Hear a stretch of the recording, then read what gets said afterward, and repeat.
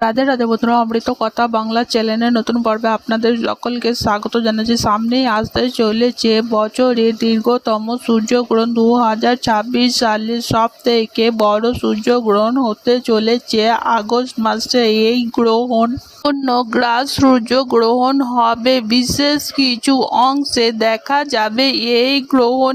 এই পূর্ণগ্রাস সূর্যগ্রহণের প্রভাব ভারত এবং বাংলাদেশে কি পড়বে? ভারতবর্ষে আর বাংলাদেশ থেকে এটি দেখা যাবে কি না এই সূর্যগ্রহণ, এই নিয়ে বহুজনের মধ্যে প্রশ্ন রয়েছে। তাই জেনে নেওয়া যাক এই বছর সূর্যগ্রহণ কত তারিখে দেখা যাবে, সূর্যগ্রহণ কখন শুরু হচ্ছে এবং কখন সমাপ্ত হচ্ছে সূর্যগ্রহণ, আর এই গ্রহণের সূতকালী বা কতক্ষণ থাকছে। ভারত এবং বাংলাদেশে এই গ্রহণ দৃশ্যমান হবে কিনা, সূর্যগ্রহণের সময় কি করবেন আর কি করা উচিত নয়, আর গর্ভবতী মহিলারাই বা কি সতর্কতা অবলম্বন করবেন, সবটাই জানবো এই ভিডিওর মাধ্যমে। ভিডিওতে যাবার আগে অমৃত কথা বাংলা চ্যানেলটিকে অতি অবশ্যই সাবস্ক্রাইব করুন, লাইক করুন, কমেন্ট করুন, শেয়ার করুন, আধার নোটিফিকেশন ঘন্টাটি বাজিয়ে দেবেন।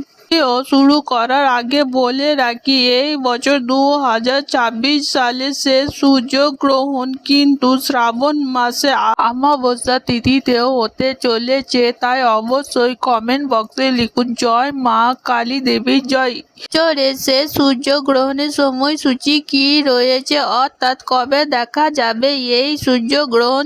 12 আগস্ট 2026 বাংলার 26শে শ্রাবণ 1432 বুধবার দিনে অমাবস্যা তিথি থাকছে। আর এই দিনে কিন্তু সূর্যগ্রহণ দৃশ্যমান হবে ভারতীয় সময় অনুযায়ী 12 আগস্ট বুধবার দিন।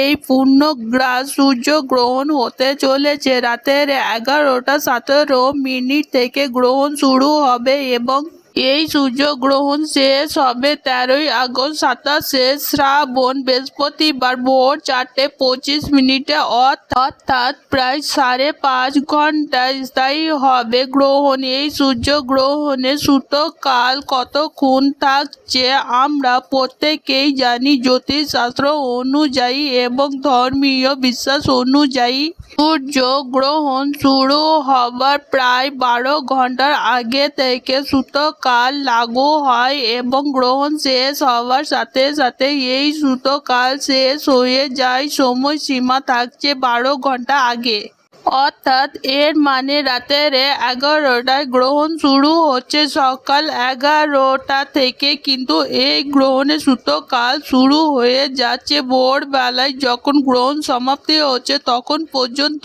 গ্রহণের সূতকাল থাকছে।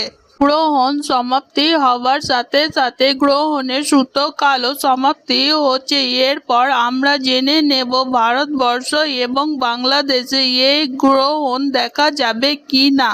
যদিও দেখা যায় তাহলে কিন্তু সূতকাল মান্যতা পাবে। 12 আগস্ট পূর্ণগ্রাস সূর্যগ্রহণ দেখা যাবে ইউরোপ, গ্রিনল্যান্ড, আইসল্যান্ড, স্পেন, উত্তর রাশিয়া ও আটলান্টিক মহাসাগরীয় অঞ্চলে। ভারতে কিন্তু এই সূর্যগ্রহণ দেখা যাবে না, পঞ্জিকাতে লেখা রয়েছে।